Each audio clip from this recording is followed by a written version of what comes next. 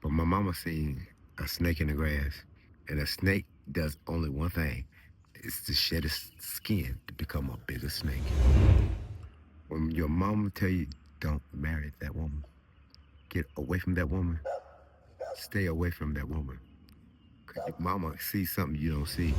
And that situation caused you to get 7 years in No, it caused me to get 14 14 with a years. 7-year mandatory. That's what armed robbery carried in those days. Your prison stay, how was it? But I mean, when I first got there, man, I ain't gonna lie, man. I've never been in trouble before in my life, not like that. And bruh, I mean, I ain't gonna lie, I was scared to death. So YouTube, Top Flight USA back with another one. What's up, Cowboy? You seen them before? Still the last man standing. Okay then. Okay. Hey, that first video we did, man, we had the to be continued with. It was very touching. We only spoke upon a little bit of your life. Maybe what, first 20 years? Pretty much at the very most. We scratched that. We scratched that. Yeah, we really only scratched the surface of what you can talk about. You spoke on your military years. You spoke how your experience was in the military, and then you start speaking upon your wife and the situation that happened between you guys. Can we just pick up on that part and then, work our way into the interview? Now, basically, when I got married, I got married right before I was deployed to Operation Desert Storm, and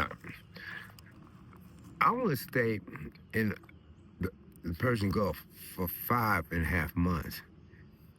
That was the time I was away from my wife. When I came back stateside, 5 months I stayed with my wife. That's the last time I was with her. My marriage lasted all but 11 months. Wow. But you know what I'm saying? I learned this lesson a long time ago. When your mama tell you, don't marry that woman, get away from that woman, stay away from that woman. Cause your mama sees something you don't see. You see lust, beauty, and all that good stuff. But my mama seen a snake in the grass, and a snake does only one thing. It's to shed its skin to become a bigger snake. Wow. Your mom told you not to deal with her. She told me, leave that woman alone. Now, my wife, man, she was drop dead gorgeous. She was out of Wilmington. You know what I'm saying? Me, I'm a little poor country boy prime back from Roseville, North Carolina. I ain't seen nobody look like that. Light skin, jet black hair, hourglass shape. Shit, she's coming with me. She's coming with me. But guess what? Within 30 days, I want her away from me. But Wow. because I didn't spend that kind of time with her when we first got married. My time really with her was deployed overseas. And like I said, when I seen my bank statements coming back 0, 0, 0, I said, this woman, she's nothing but a dead one. Right. I wanted to speak about that. You mentioned that your bank statements said 0. Yeah. But you was making money at that time. I was making money in the Marine Corps, and I was in the Marine Corps. Right. They were giving me not only my base pay, they were giving me overseas pay and hazardous duty pay. I was getting 3 checks, man, for being overseas.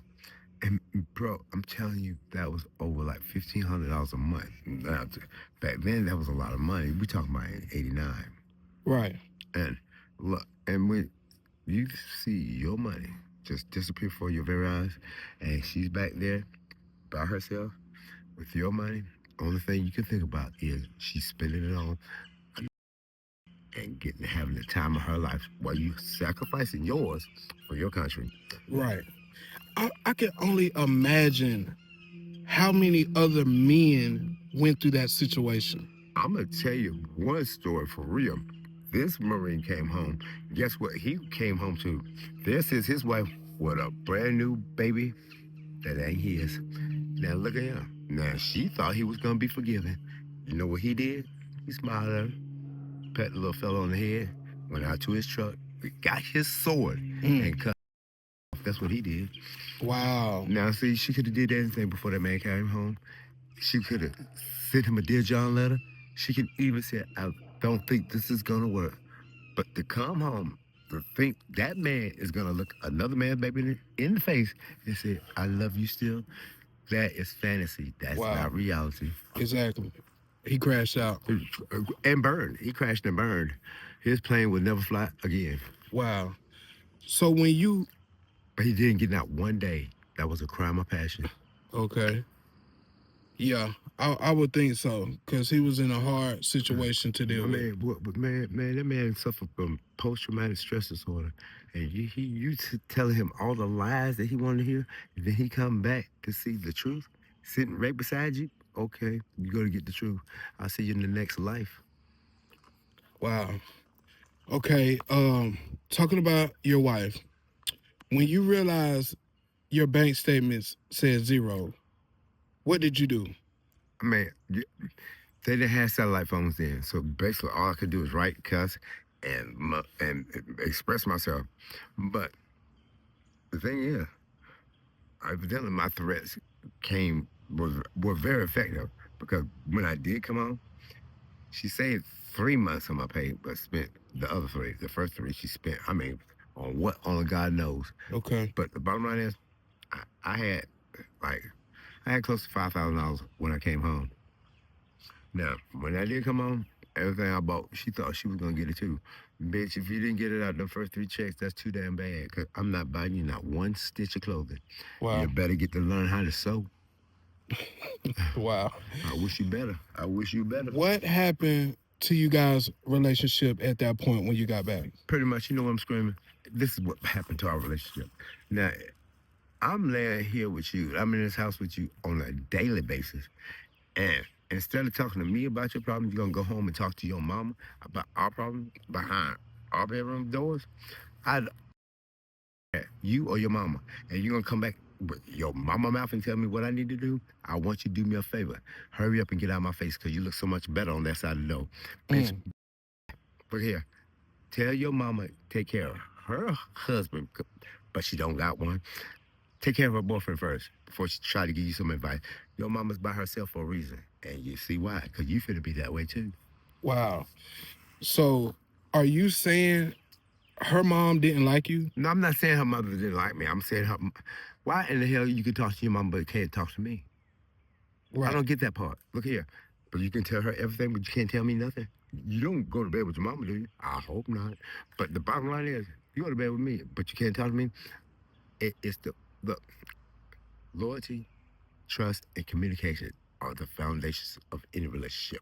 If you ain't got those, you ain't got nothing. You can't have, you need all three in order for it to work. That's right. That's the bottom line. Anybody tell you different, they're telling you a lie, and they want you to see you fail. That's right. You got back. How was your life at that point? I was miserable, man, because when I first got back, man, after I got back from Desert Storm, I probably stayed in the Marine Corps 3 more hot months. Because when I came back, I had made up in my mind.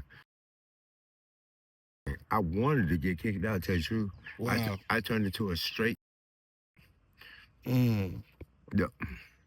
Yeah. So you didn't want to be in the Marine Corps. What was it, the Marine Corps? Yeah, I was in the Marine Corps. And I didn't, I mean, it was, I mean, bro. You didn't want to be in the Marine Corps anymore. Me and my wife are separated. My staff sergeant didn't like me. And for some reason, he didn't like me. And rest assured, I didn't like trollop. You know. But anyway, I mean, but you know what I'm saying? When you're somewhere where you're not appreciated, get out of that situation immediately. Right. There's always places where you be appreciated. That's right. And you spoke on having addictions around that time also. I was stone cold alcoholic, fall down alcoholic. But guess what? For some reason, I can get up and go to work and do anything. And to this day, I'm like that. But when I get a case, you can rest assured, you can count me out sick that day. Okay. All right. So you got out of the military. Did you start working odd jobs? I'm gonna tell you what got up. I started working at Hillside Nursing Home in Wake Forest. Okay. And I That was short lived too because I worked there for like 5 months, and boy, I started doing cocaine really, really bad then. And one night I didn't have no more money, and that was a girl I wanted to get with bad, real bad. And so therefore, me, with my good intelligence, I went and tried to rob a store. Mm, I got absolutely nothing out the register. I got 14 years and 7 mandatory. That's what they gave me. But see, wow. but the bottom line is, I'm glad I got caught because if I had got away with that one, it'd have been easier for me to do it again. Just that much easier, and I wouldn't have stopped at two. Trust me. Wow. So you got out of the military and you started working, but you found yourself having a bad cocaine addiction. Highly addicted. Highly addicted. You said you tried to rob a store I because tried. you didn't have any money? I tried to rob a store because I wanted to be with a chick in Wake Forest. And I'm trying. I was still working at Hillside Nursing Home. I got away with it for 7 days. Then all of a sudden, somebody told on me. But like I said, I'm kind of glad it did. I was furious when I found out who it was. But the bottom line is, and neither will I reveal the name. But I was furious at who it was because I had been with that person before. Wow. So somebody you been with ratted you out. Bit a plug out of my ass. Mm. And that situation caused you to get 7 years and No, it caused me to get 14 14 with a years. 7-year mandatory. That's what armed robbery carried in those days. Yeah, So you pretty much had to do half your time. pretty much. But good thing for me, I knew my way around the kitchen. My grandma taught me well. She said, Rufus, you would never depend on a woman for nothing. So when I went into that big kitchen, which I'd never been in before, it was almost like second nature. And I stayed in the kitchen for the whole time, pretty much while I was in prison. And it cut off. I did 5 years day for day, put it that way. I worked off 2. Okay. Your prison stay. How was it? But I mean, when I first got there, man, I ain't gonna lie, man. I've never been in trouble before in my life, not like that. And bruh, I mean, I ain't gonna lie, I was scared to death. I didn't know what to expect. I didn't know what to think. But gradually, you learn how to blend in. And luckily for me, I gave my life to Christ in prison. You know what I'm saying? And that was really what made me get through them 5 years. Because thinking about 5 years, I got my time in 1995. My sentence ended in 2000. But for them 5 years, bro, I ain't gonna lie to you, man. There were days, man, I was like, I'm gonna die in prison. I'm gonna die in prison. I'm never gonna see my mom again. I'm never Wow. gonna see my children again. That's how you think, man, when depression sets in. But you know what I'm saying? When you really buckle down and when the Almighty said, cast all your cares on me, that's what you gotta do in order to make it through. Because really, them burdens I could not carry. You had to carry them. Right. How many kids did you have at that time when you was in prison? I just had 2. That's Kwame and Shonda. Okay.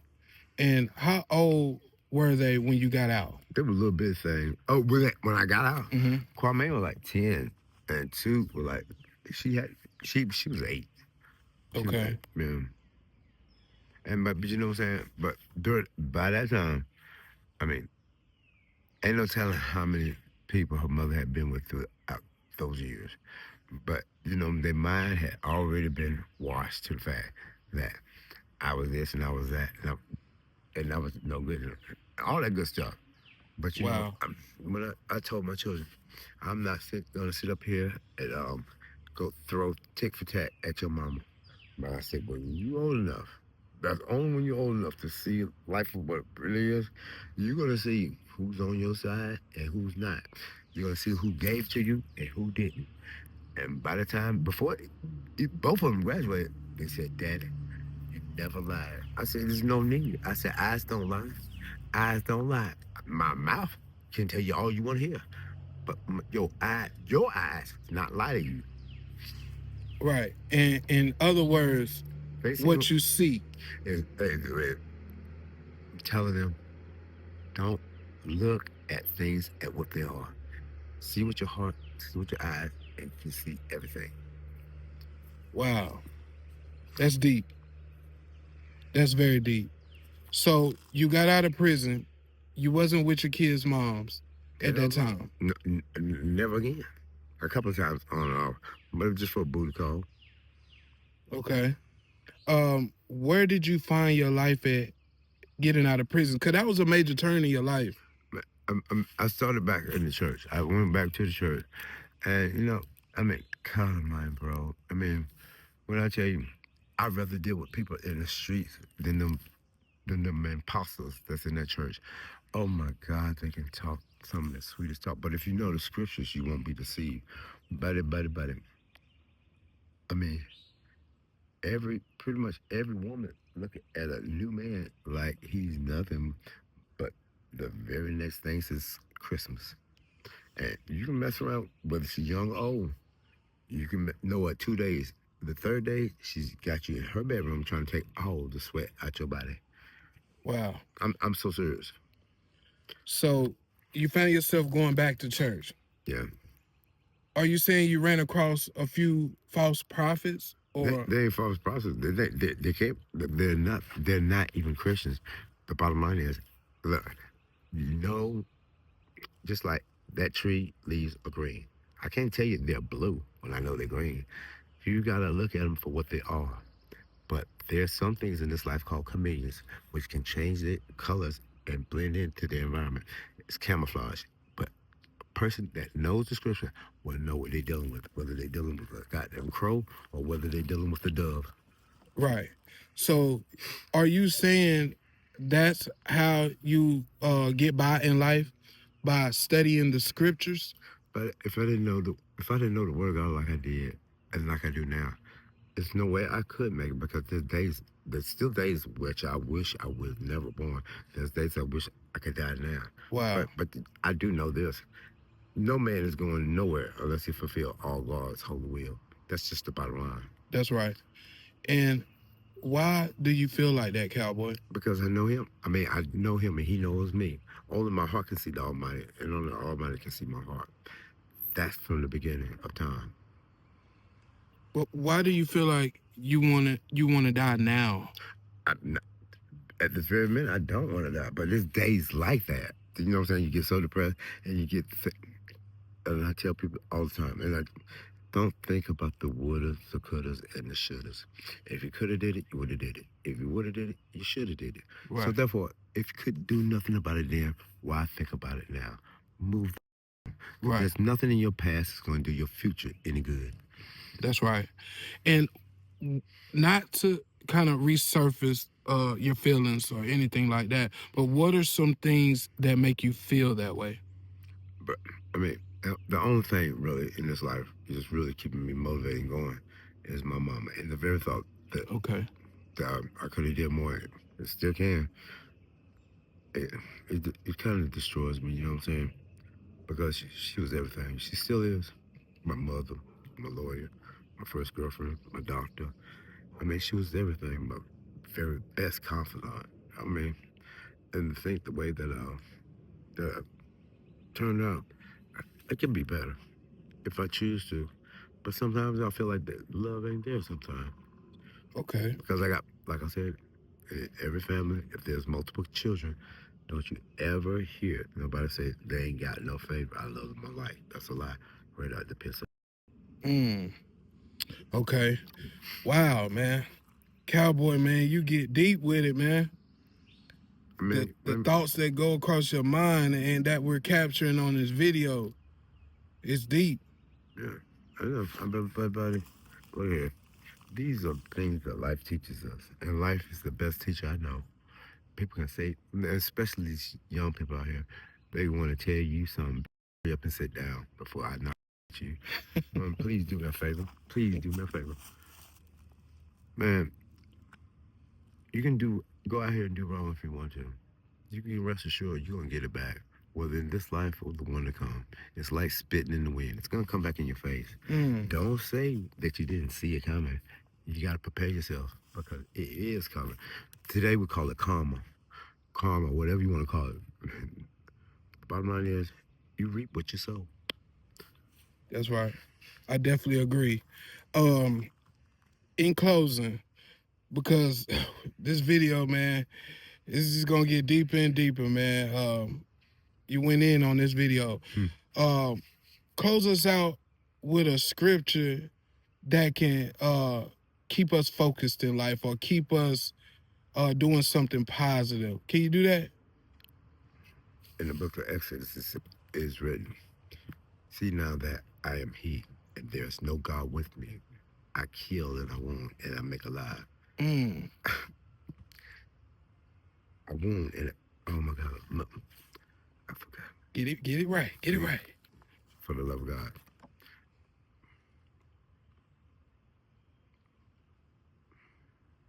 Or we can just go with the beginning. That little bit that you said, we can go with that. All right. "See now that I am He, and there is no God with me. I kill and I make alive. I wound and I heal. Just that little bit right there, what does that mean to you? But he go further and say, because I raise my hand to heaven and say, I live forever. The Almighty is forever. There's nothing that can withstand his hand. And as he say, and as he do as he please. There's nothing that can withstand him. Not today, not tomorrow, not anywhere on the face of this earth. Whether they're good or evil, you are all subjects of the Almighty. As it is written, every knee shall bow, every tongue shall confess that I am the Lord. That's right. God bless you, Cowboy. Appreciate you for doing the interview. Yeah. All right. Thank you for God.